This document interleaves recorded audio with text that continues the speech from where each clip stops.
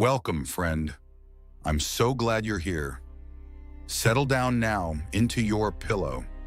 Let the blankets grow heavy around you and let your breathing slow. There is nothing left to do tonight, nothing left to solve. Tonight we are going on a slow winter journey down a quiet country road under a December sky with two old friends, the mole and the water rat. This is a story about coming home, about firelight and old familiar things, and the deep, sweet rest that waits at the end of every long day. So close your eyes if they are ready to close, and walk with me softly through the snow. It was the middle of December in that old, unhurried world along the river. The short winter day was folding itself away, hour by quiet hour, and the light was thinning to a soft gray over the fields. The mole and the water rat were walking home across the high open country. They had spent the whole day out with their friend the otter, wandering the wide uplands, where little streams begin their long, patient journey down to the river.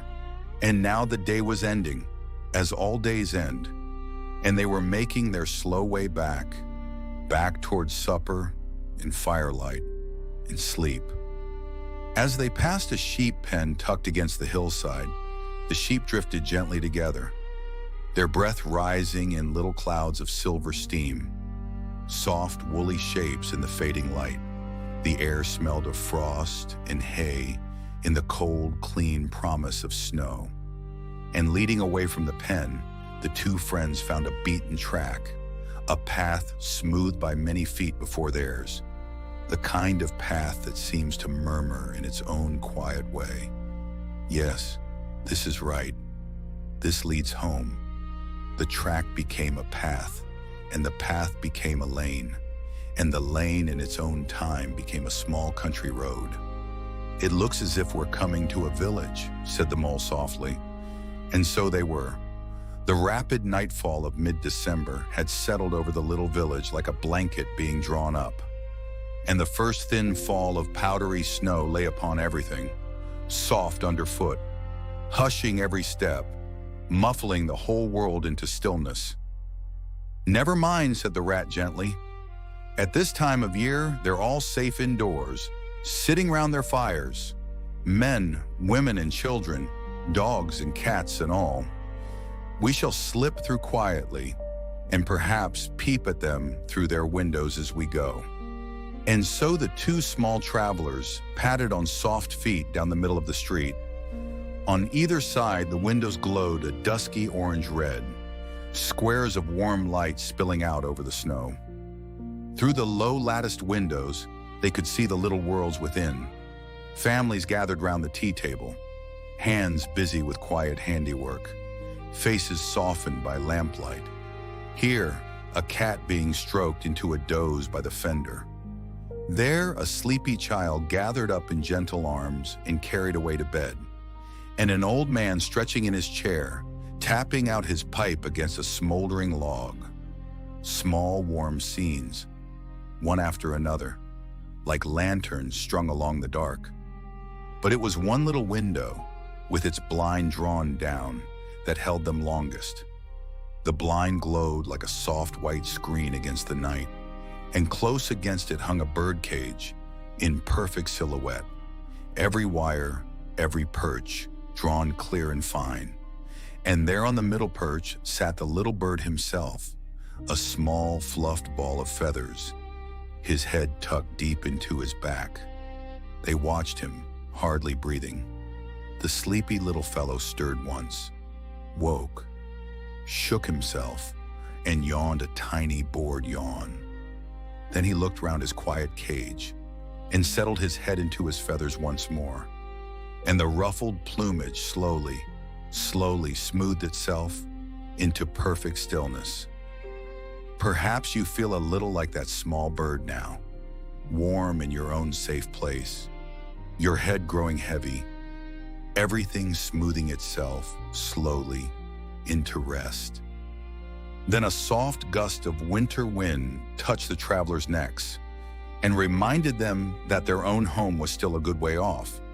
So they left the village behind, where the cottages ended and the friendly dark fields began again, and they braced themselves contentedly enough for the last long stretch of the journey. That home stretch we all know, the one that ends at last in the rattle of the door latch, the sudden bloom of firelight, and the sight of familiar things waiting, just where we left them. They plodded along steadily and silently, each thinking his own slow thoughts. The mole was thinking mostly of supper, for it was quite dark now, and the country here was strange to him. So he followed in the wake of the rat, trusting him completely. And the rat walked a little ahead, his shoulders comfortably hunched, his eyes on the pale gray ribbon of road unwinding gently before them. Snowlight lay over the fields. The sky was deep and soft above them, and their footsteps made the only sound in all the world. And then, quite quietly, something reached the mole through the darkness. We who live in houses have mostly lost the finer senses of the animals. We have only the one word, smell, for all the thousand delicate messages that drift to a small creature through the night air. But one of those messages found the mole now, a familiar breath from out of the dark, touching him gently, calling him. He stopped still in the road, his nose lifted, searching, trying to catch again that fine, faint thread of memory. And then, in one warm rush, it came to him. Home. That was what the soft touches in the air were saying. Those invisible little hands pulling and tugging at him, all one way. His old home. The little house he had made for himself long ago and left behind one bright spring morning when the river first called him. It was near, quite near, hidden somewhere in the dark fields close by, and it was calling him, not with anger, not with bitterness, only with a gentle, wistful reminder that it was still there and that it wanted him back. "Ratty," he called, "hold on, come back. It's my home, my old home. It's quite close by, and I must go to it. I must." But the rat was walking well ahead, and the night muffled every sound, and he was thinking of the weather, for he could smell snow coming. "Mole, we mustn't stop now, really," he called back kindly. "It's late, and the snow's coming on, and I'm not sure of the way. We'll come for it tomorrow, whatever it is you found." And he pressed on down the pale road. The poor mole stood alone a moment in the quiet lane. His heart pulled two ways at once, for the soft breath of his old home still drifted round him, pleading and whispering. But he would never leave his friend, never for a moment. And so, with one long look into the dark fields, he set his face down the road and followed faithfully after the rat. He caught him up at last, and they walked on together, the rat chattering cheerfully about the fire of logs that waited for them and the supper he meant to eat. Until after a good while more of walking, he stopped by some tree stumps at the edge of a little wood and said kindly, "Look here, Mole, old chap. You seem dead tired. No talk left in you, and your feet dragging so. We'll sit down here for a minute and rest. The snow has held off, and the best part of our journey is over." The mole sank down on a stump, and there, in the quiet of the winter night, all the feeling of the evening rose up in him at once, and he could hold it in no longer. And he wept a little, softly, as even the bravest of us sometimes must.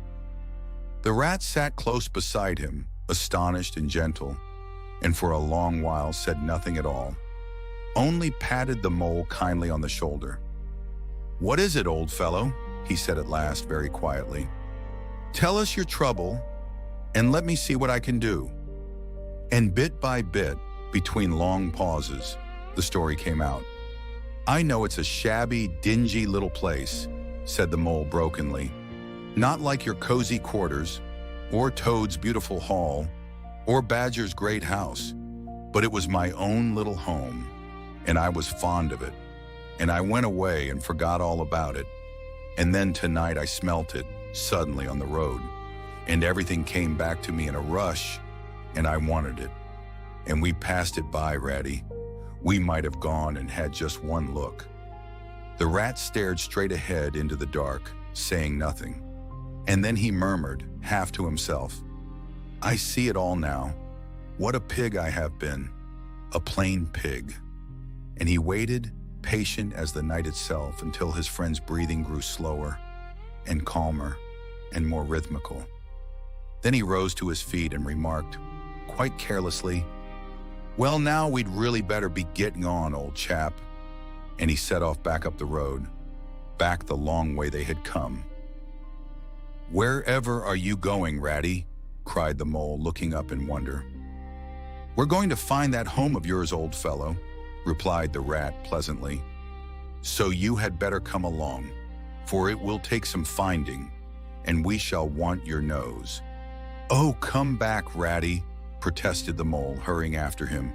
"It's too late and too dark, and the place is too far off, and the snow's coming. And think of Riverbank and your supper." "Hang Riverbank," said the rat heartily, "and supper too.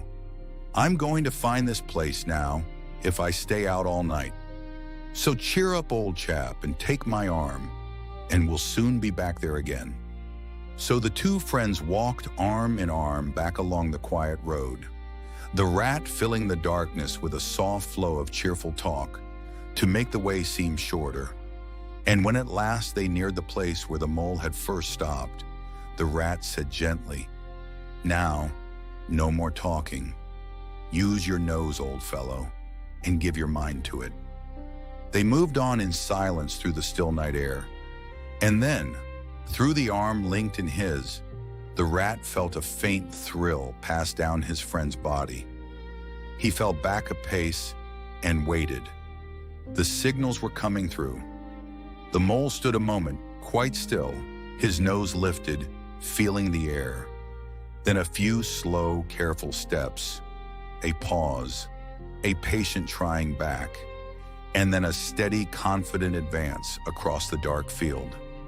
The rat followed close behind as the mole, moving like a sleepwalker in the faint starlight, crossed a dry ditch, slipped through a hedge, and nosed his way over the open, trackless, snow-dusted ground. And then, quite suddenly and surely, the mole found what he was seeking, a hidden way down under the field, and the rat followed him down into the warm dark of the earth. The passage was close and quiet, with the deep, comfortable smell of soil all around, the sort of smell that means safety to all burrowing creatures. And after a time, the tunnel opened out, and they could stand and stretch and shake themselves. The mole struck a match, and there in the small glow of light, the rats saw that they stood in an open space neatly swept and sanded underfoot. And facing them was a little front door, with Mole End painted in fine Gothic letters over the bell pull at the side. The mole reached down a lantern from its nail and lit it, and the soft light bloomed and steadied, and showed a little forecourt just as its owner had left it. A garden seat stood on one side of the door, and a roller on the other, for the mole was a tidy animal when at home. On the walls hung wire baskets with ferns in them, and little brackets carrying plaster figures, Garibaldi, and the infant Samuel, and Queen Victoria. Down one side ran a small skittle alley with benches along it and little wooden tables marked with rings that hinted at friendly evenings. And in the middle was a small round pond with goldfish in it, edged with cockle shells. And in its center rose a fanciful little tower, topped with a silvered glass ball that reflected everything all wrong and had a very pleasing effect. The mole's face beamed at the sight of all these dear objects, and he hurried the rat through the door and lit a lamp in the hall and looked about his old home. And the dust lay thick on everything, and the room seemed narrow and cold and long neglected, and the poor mole's spirits drooped again. "Oh, Ratty," he said sadly, "why did I bring you to this poor, cold little place on a night like this, when you might have been at riverbank by now, toasting your toes before a blazing fire. But the rat paid no heed at all to this. He was running here and there, opening doors, peeping into rooms and cupboards, lighting lamps and candles and setting them up everywhere. Little points of warm light waking one by one through the small house. "What a capital little house this is," he called out cheerily. "So compact, so well planned, everything here and everything in its place. We'll make a jolly night of it. The first thing we want is a good fire. I'll see to that. I always know where to find things. So this is the parlor? Splendid. Your own idea, those little sleeping bunks in the wall? Capital. Now I'll fetch the wood and the coals. And you get a duster, Mole, and try and smarten things up a bit. Bustle about, old chap." So the Mole, much encouraged, roused himself and dusted and polished till the little rooms began to glow, while the rat ran to and fro with armfuls of wood. And soon a cheerful blaze was roaring up the chimney, filling the parlor with dancing amber light, in that deep, crackling murmur that is one of the oldest lullabies in the world. The rat called the Mole to come and warm himself, but the Mole had one more little fit of the blues. "Rat," he murmured, "how about your supper, you poor, cold, hungry, weary animal? I've nothing to give you, nothing, not a crumb." "What a fellow you are for giving in," said the rat comfortably. "Why, only just now I saw a sardine opener on the kitchen dresser, quite distinctly. And everybody knows that means there are sardines about somewhere in the neighborhood. Rouse yourself and come with me and forage." So they went and foraged together, opening every cupboard, sliding out every drawer, peering into every tin and box by soft lamplight. And the result was really not so very depressing after all. A tin of sardines, a box of Captain's biscuits, nearly full, and a German sausage wrapped up in silver paper. "There's a banquet for you," observed the rat as he laid the table. "I know some animals who would give their ears to be sitting down to supper with us tonight." "No bread," sighed the Mole. "No butter, no pâté de foie gras, no champagne," continued the rat, grinning. "And that reminds me, what's that little door at the end of the passage? Your cellar, of course. Every luxury in this house. Just you wait a minute." Annie made for the cellar door and presently reappeared, a little dusty, with a bottle of beer in each paw and another under each arm. "Self-indulgent beggar you seem to be, Mole," he said, chuckling. "Deny yourself nothing. This is really the jolliest little place I ever was in. Now, wherever did you pick up those prints? Make the place look so home-like, they do. Tell us all about it, and how you came to make it what it is." And so, while the rat fetched plates and knives and forks and mixed the mustard in an egg cup, the Mole began to tell him all about it, shyly at first, then more freely as he warmed to his subject. How this was planned, and how that was thought out. How this came through a windfall from an aunt, and that was a wonderful find in a bargain. His spirits rose and rose as he talked, and he must needs take the lamp and show every treasure to his visitor, quite forgetting the supper they both so much needed. And the rat, who was desperately hungry but hid it beautifully, nodded seriously at everything, saying wonderful and most remarkable whenever he was given the chance. At last the rat coaxed him gently to the table and had just got seriously to work with the sardine opener when sounds drifted in from the forecourt outside. Small sounds, like the scuffling of little feet on gravel and a soft confusion of tiny voices. "Now, all in a line. Hold the lantern up a bit, Tommy. Clear your throats first. No coughing after I say 1, 2, 3. Where's young Bill? Here, come on, do. We're all awaiting." "What's up?" inquired the rat, pausing in his labors. I think it must be the field mice, replied the mole, with a touch of quiet pride. They go round carol singing regularly at this time of year. They're quite an institution in these parts, and they never pass me over. They come to Mole End last of all, and I used to give them hot drinks and supper too sometimes when I could afford it. It will be like old times to hear them again. Let's have a look at them, cried the rat, and they went to the door together, and it was a pretty sight that met their eyes. In the forecourt, lit by the dim rays of a horn lantern, some 8 or 10 little field mice stood in a semicircle. Red worsted comforters wound round their throats, their small forepaws thrust deep into their pockets, their feet jigging softly for warmth. They glanced shyly at each other with bright, beady eyes. And as the door opened, the eldest one with the lantern was just saying, "Now then, 1, 2, 3, and their thin, sweet little voices rose up together on the night air, singing one of the old-time carols that their forefathers had made long ago, in fields held fast by frost or snowbound in chimney corners, songs handed down and down to be sung on snowy streets to lamp-lit windows at Yule time.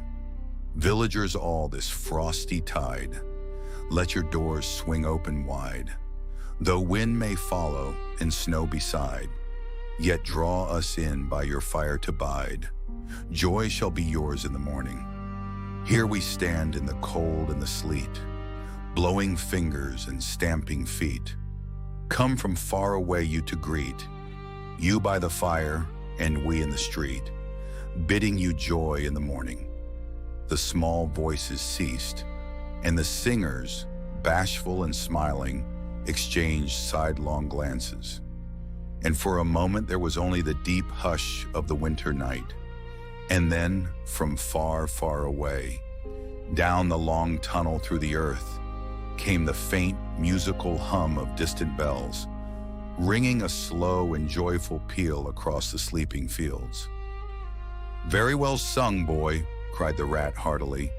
"And now come along in, all of you, and warm yourselves by the fire and have something hot." "Yes, come along, field mice," cried the mole eagerly. "This is quite like old times. Shut the door after you. Pull up that settle to the fire." And then, suddenly remembering, he turned in dismay. "Oh, Ratty, whatever are we doing? We've nothing to give them." "You leave all that to me," said the masterful rat, and he beckoned the eldest field mouse, the one with the lantern, and murmured with him a while by the door. The mole caught only comfortable little scraps of it. "Fresh mind?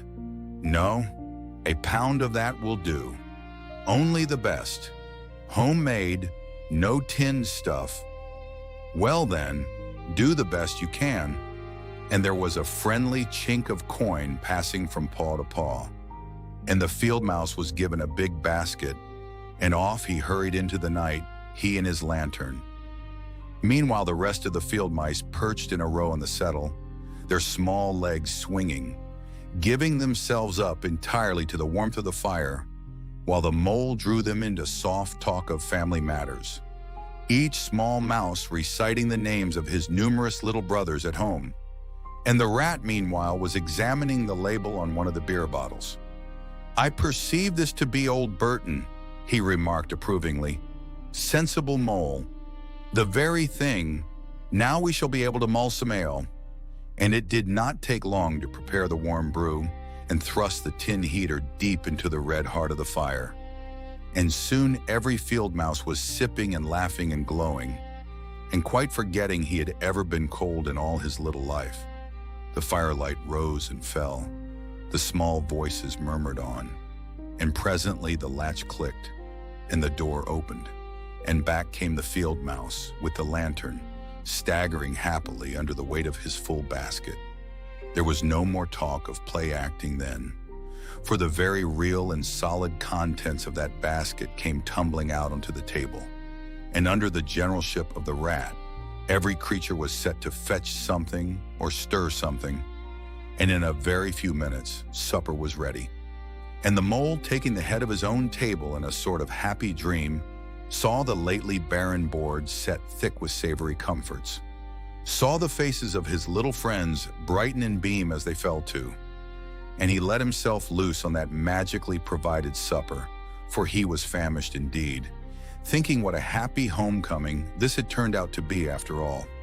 As they ate, they talked of old times, and the field mice gave him all the gentle gossip of the fields, and answered, as well as they could, his 100 quiet questions. And the rat said little or nothing, only making sure that every guest had what he wanted and plenty of it, and that the mole had no trouble or anxiety about anything at all. At last, the little singers clattered off into the night, very grateful and showering wishes of the season, their jacket pockets stuffed with remembrances for the small brothers and sisters at home. And when the door had closed on the last of them, and the chink of the lanterns had died away down the tunnel, a great, soft quiet settled over Mole End. The two friends kicked the fire up into one last friendly blaze, drew their chairs in close, brewed themselves a final nightcap of mulled ale, and talked over the events of the long, long day in lower and lower voices, with longer and longer pauses.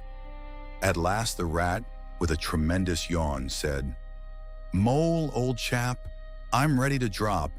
Sleepy is simply not the word. That your own bunk over on that side? Very well then, I'll take this. What a ripping little house this is. Everything's so handy."